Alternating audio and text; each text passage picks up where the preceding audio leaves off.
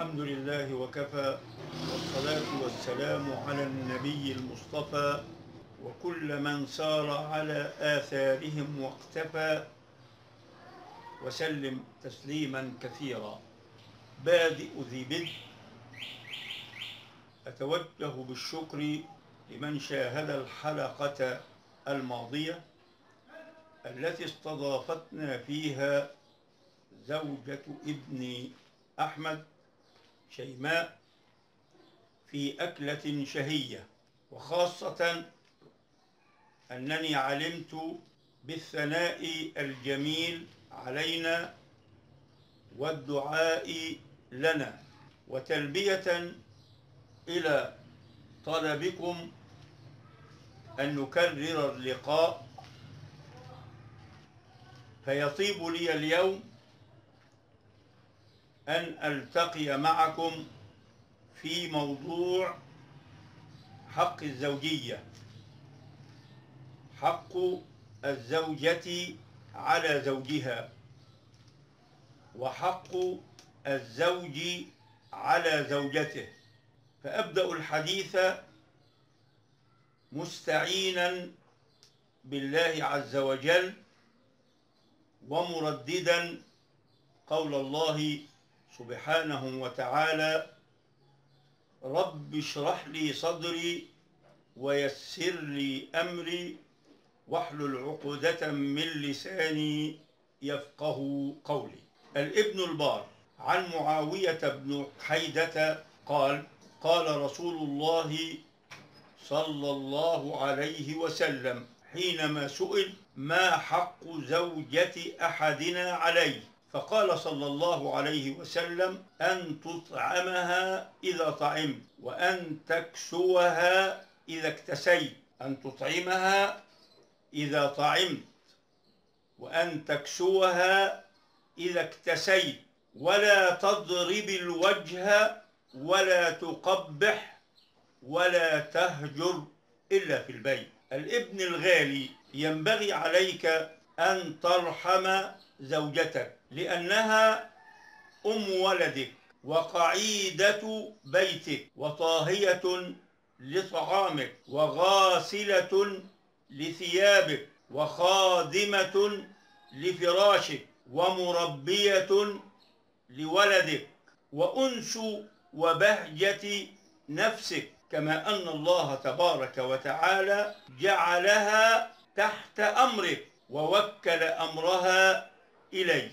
الابن الغالي، ينبغي عليك أن تعامل زوجتك معاملة طيبة برحمة وود وإخلاص وتفان واحترام، وتجعل رسول الله صلى الله عليه وسلم قدوتك. فعن عائشة رضي الله عنها قالت: قال رسول الله صلى الله عليه وسلم: خيركم لأهله وأنا خيركم لأهله. ويحضرني الآن أجمل شيء قرأته. قد كان هناك رجلا عنده ابنة جميلة، فزوجها لرجل كفء لها وأكرمها وعطف عليها وأحبها، مما جعلها تحبه حبا شديدا. ولكن شاءت الأقدار ونفذ أمر العزيز الغفار بأن مات زوجها، وانتقلت إلى بيت أبيها وهي حزينة حزنا كبيرا على فراق الزوج الحبيب الحنون.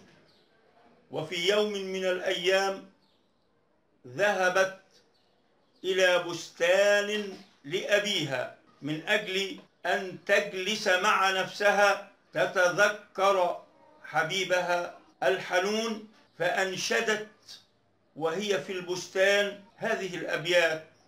قالت: إنما أبكي لإلف، يعني زوج، خانه الدهر فمات، قلت للدهر بحزن أيها الدهر أسأت لم تركت الأب والأخ وبالزوج بدأت.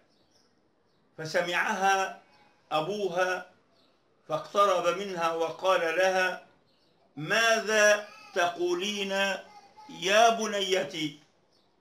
قالت: يا والدي، نظرت في البستان فوجدت أن الماء قد قل والنخل قد عطش، فأحزنني ذلك، فأنشدت قائلة: إنما أبكي لنخل خانه الماء فمات، فقلت للماء بحزن: أيها الماء أسأت لما تركت الزرع والكرم وبالنخل بدأت.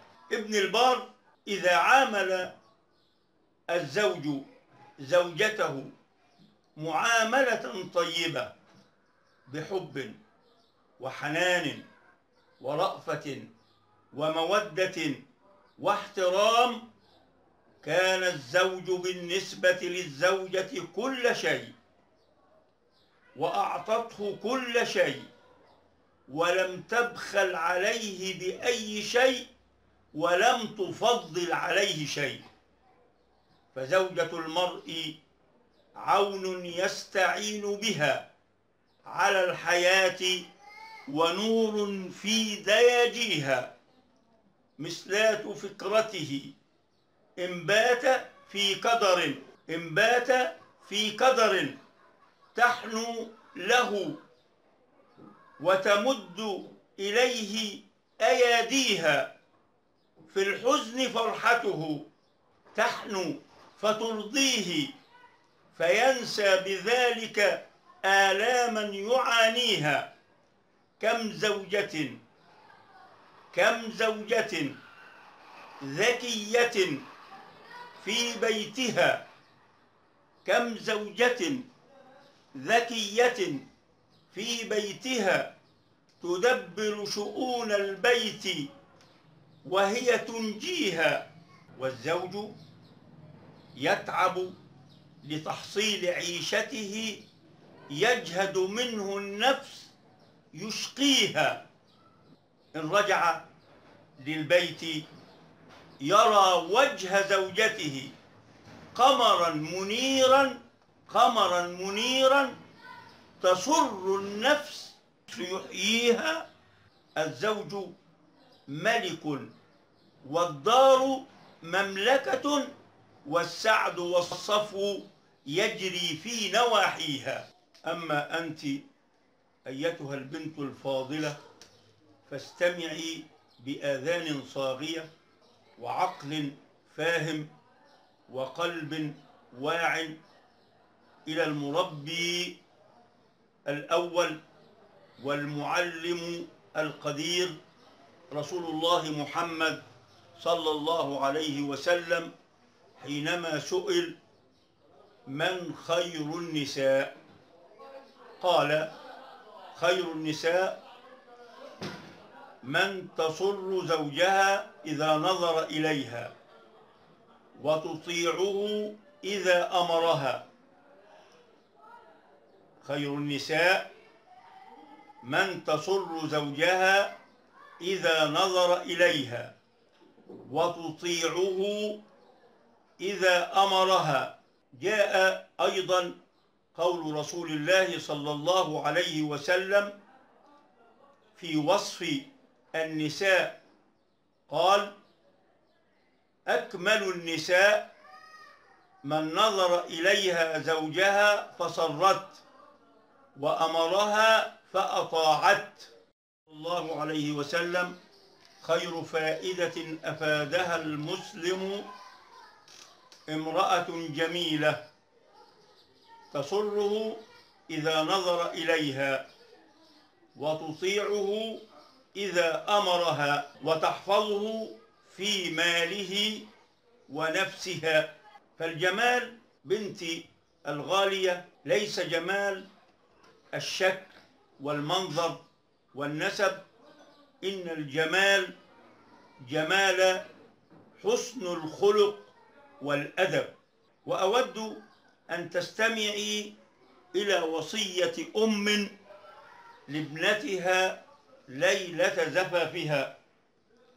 قالت الأم توصي ابنتها ليلة زفافها فقالت: يا بنيتي، إنك خرجت من البيت الذي فيه تربيت وذهبت إلى مكان لا تعرفيه وقرين لا تألفيه، فكوني له أرضا يكن لك سماء، وكوني له مهادا يكن لك عمادا، وكوني له أمة يكن لك عبدا، واحفظي سمعه وبصره وأنفه.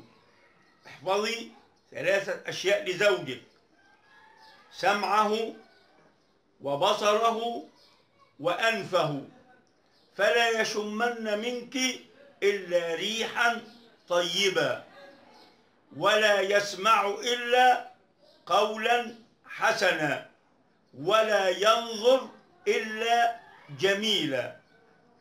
أم قلبها مليء بالإيمان ونفس صافية توصي ابنتها ليلة زفافها بواجبات الزوج وآداب البنت، آداب تتسلح بها البنت في بيت زوجها.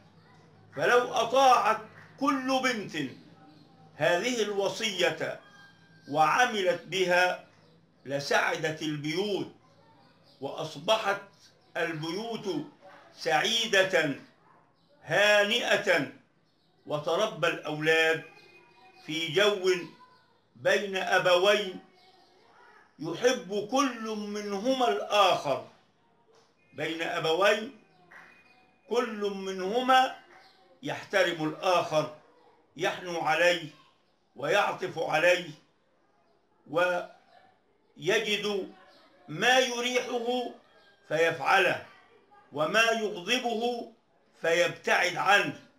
وبذلك لو أننا جميعا انتهجنا في بيوتنا هذا النهج القويم: حب ووفاء ومودة وإخاء واحترام بين الزوجين، لنشأ الأطفال نشأة طيبة، ولتحلى الأطفال بالأخلاق الفاضلة، لأنه إذا نشأ الطفل في بيئة صالحة ينشأ صالحا.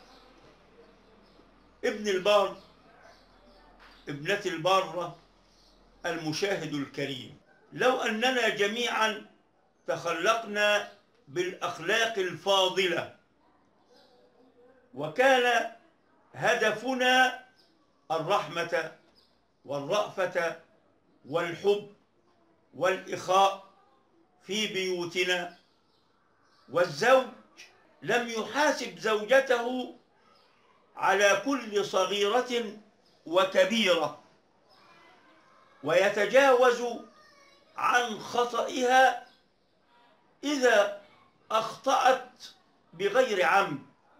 وكذلك الزوجة لا بد وأن تصبر على أذى زوجها الذي يحدث إن حدث منه تجاوز أو ضيق أو أي شيء أدى به إلى ألا يصبر على تصرف لزوجته.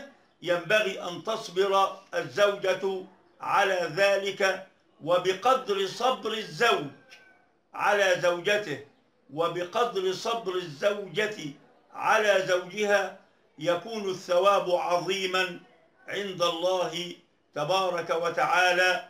إنما يوفى الصابرون أجرهم بغير حساب. إذا المرء رزق بخليقة محمودة فقد رزق بأفضل شيء من مقسم الأرزاق. فاللهم يا واسع العطاء، أنت يا الله أكرم من دعي فأجاب وسئل فأعطى. أسألك اللهم أن تغفر لكل ابن وكل ابنة وكل مشاهد وكل مشاهدة لهذا البرنامج، أن تغفر ذنوبنا وأن تقضي ديننا وأن تفرج كربنا وأن تزيل همنا وأن تلهمنا رشدنا. اللهم استر عيوبنا، اللهم استر أولادنا واستر بناتنا واستر أزواجنا. اللهم استرنا ونحن فوق الأرض، واسترنا ونحن تحت الأرض، واسترنا يوم لقائك يوم العرض. وآخر دعوانا أن الحمد لله رب العالمين، والسلام عليكم ورحمة الله وبركاته.